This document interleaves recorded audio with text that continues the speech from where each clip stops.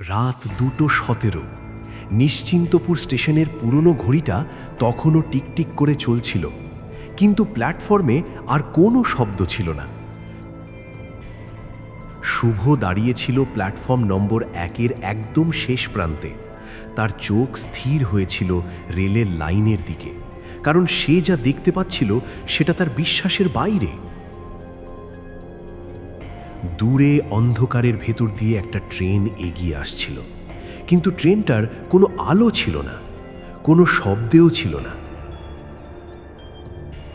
শুধু একটা ছায়ার মতো ধীরে ধীরে এগিয়ে আসছিল। শুভর বুকের ভেতরটা ঠান্ডা হয়ে গেল। এই স্টেশনে সে আগে কখনো আসেনি, কিন্তু সে জানতো এই সময় কোনো ট্রেন আসে না। তবুও ট্রেনটা আসছিল, আর যতই সেটা কাছে আসছিল ততই আশেপাশের বাতাস ভারী হয়ে উঠছিল। মনে হচ্ছিল পুরো জায়গাটা যেন নিঃশ্বাস বন্ধ করে আছে। শুভ পিছিয়ে যেতে চাইল, কিন্তু তার পা যেন মাটিতে আটকে গেছে। কিছু একটা তাকে দাঁড়িয়ে থাকতে বাধ্য করছিল। তারপর ট্রেনটা প্ল্যাটফর্মে ঢুকে থামল, একদম তার সামনে। সব দরজা খোলা, ভেতরে ঘন অন্ধকার, একটা মানুষও নেই। ঠিক তখনই ভেতরের একটা বগির দরজায় একটা ছায়া দেখা গেল। ধীরে ধীরে সেটা সামনে এগিয়ে এলো। একটা মেয়ে, তার চোখ ফাঁকা, মুখে কোনো ভাব নেই। সে চুপচাপ শুভর দিকে তাকিয়ে রইল। তারপর খুব আস্তে হাত তুলল, যেন ডাকছে। শুভর গলা শুকিয়ে গেল। তার মনে হচ্ছিল ওটা কোনো স্বাভাবিক মানুষ না। তবুও তার ভেতরে একটা অদ্ভুত টান কাজ করছিল, যেন কেউ তাকে ঠেলে দিচ্ছে সামনে। সে এক পা এগোলো, তারপর আরেক পা। অবশেষে ট্রেনের দরজার সামনে গিয়ে দাঁড়ালো। মেয়েটা ঘুরে ভেতরের দিকে হাঁটা শুরু করলো। শুভ বুঝতে পারছিল না কেন, কিন্তু সে ট্রেনে উঠে পড়ল। ভেতরে ঢুকতেই একটা ঠান্ডা হাওয়া তার শরীর ছুঁয়ে গেল। গন্ধটা অদ্ভুত, পুরনো লোহা, ভেজা মাটি আর পচা কিছুর মিশ্রণ। সে ধীরে ধীরে সামনে এগোলো। মেয়েটা দূরে দাঁড়িয়েছিল। তার পায়ের কোনো শব্দ হচ্ছিল না। হঠাৎ সে একটা সিটের সামনে থামল, মাথা ঘুরিয়ে শুভর দিকে তাকালো। তারপর সিটটার দিকে ইশারা করল। শুভ নিচে তাকালো। সেখানে একটা পুরনো ব্যাগ পড়ে আছে। ব্যাগটা ছেঁড়া, আর তাতে শুকনো রক্তের দাগ। শুভর হাত কাঁপতে লাগলো। সে ব্যাগটা খুলল। ভেতরে একটা পুরনো ডায়েরি। ডায়েরির পাতাগুলো হলদে হয়ে গেছে। সে একটা পাতা খুলল। সেখানে লেখা, আজ রাত 2:17 আমি নিশ্চিন্তপুর স্টেশনে পৌঁছব। শুভর বুক ধক করে উঠল,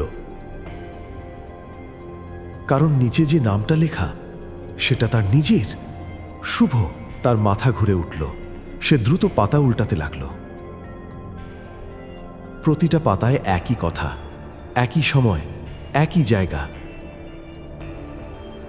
কিন্তু তারিখগুলো অনেক পুরনো, কমপক্ষে 5 বছর আগের। ঠিক তখনই ট্রেনটা হঠাৎ চলতে শুরু করল। কোনো শব্দ ছাড়াই শুভ জানালার বাইরে তাকালো। স্টেশনটা ধীরে ধীরে দূরে সরে যাচ্ছে। কিন্তু কিছু একটা অদ্ভুত, সাইনবোর্ডটা ঝাপসা হয়ে যাচ্ছে, আর তার নিচে অন্য কিছু ভেসে উঠছে। নিশ্চিন্তপুর। তার নিচে ম্লান অক্ষরে, শেষ যাত্রা। শুভর শরীর ঠান্ডা হয়ে গেল। সে পেছনে তাকালো। মেয়েটা সেখানে নেই। পুরো বগিটা ফাঁকা, কিন্তু হঠাৎ একটার পর একটা সিটে ছায়া ভরতে শুরু করল। মুহূর্তের মধ্যে পুরো বগি ভরে গেল। সবাই বসে আছে, চুপচাপ, মাথা নিচু। শুভ স্থির হয়ে দাঁড়িয়ে রইল। তার শ্বাস ধীর হয়ে আসছিল। তারপর একসাথে সবাই মাথা তুলল। তাদের চোখ নেই, শুধু ফাঁকা গর্ত। শুভর গলা থেকে শব্দ বেরোলো না। ঠিক তখনই সে অনুভব করল তার ঠিক পাশে কেউ দাঁড়িয়ে আছে। সে ধীরে ধীরে তাকালো। সেই মেয়েটা। এইবার তার মুখে একটা হাসি, অস্বাভাবিক, লম্বা, ভয়ঙ্কর। তারপর সে হাত বাড়িয়ে শুভর হাত ধরল। হাতটা বরফের মতো ঠান্ডা, আর সেই স্পর্শের সাথে সাথে শুভর মাথার ভেতর হঠাৎ ছবি ভেসে উঠল। একটা ট্রেন দুর্ঘটনা, রক্ত, চিৎকার, আর একটা ছেলে যে জানালার পাশে বসেছিল। ছেলেটার মুখটা পরিষ্কার হয়ে উঠল। ওটা শুভ নিজেই। তার শ্বাস বন্ধ হয়ে আসছিল। মানে সে এই ট্রেনে আগেও ছিল। সে মারা গিয়েছিল। ঠিক তখনই সব আলো নিভে গেল। চারপাশ অন্ধকার, শুধু সেই মেয়েটার চোখ জ্বলছে। তারপর সবকিছু নিঃশব্দ। পরের দিন সকালে নিশ্চিন্তপুর স্টেশনে একটা পুরনো ডায়েরি পাওয়া যায়।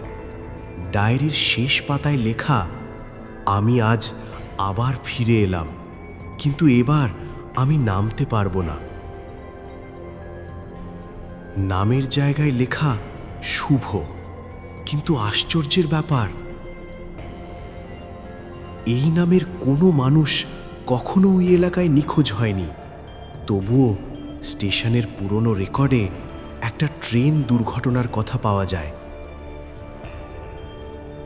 5 বছর আগে সেই ট্রেনে এক অজ্ঞাত যাত্রীর মৃতদেহ পাওয়া গিয়েছিল। তার মুখ এতটাই ক্ষতিগ্রস্ত ছিল যে তাকে শনাক্ত করা যায়নি। কিন্তু তার পাশে একটা ব্যাগ পাওয়া গিয়েছিল, ভেতরে একটা ডায়েরি, আর সেই ডায়েরির প্রতিটা পাতায় লেখা ছিল,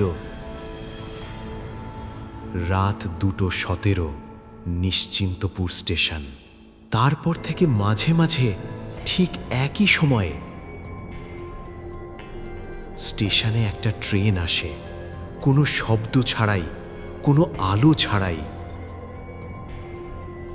আর কেউ যদি সেই ট্রেনে ওঠে, তাহলে সে আর কখনো ফিরে আসে না।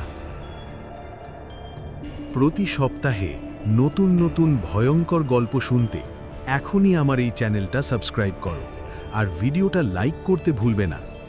অন্ধকারের এই যাত্রায় আমার পাশে থাকার জন্য তোমাকে অসংখ্য ধন্যবাদ। আবার দেখা হবে পরের গল্পে।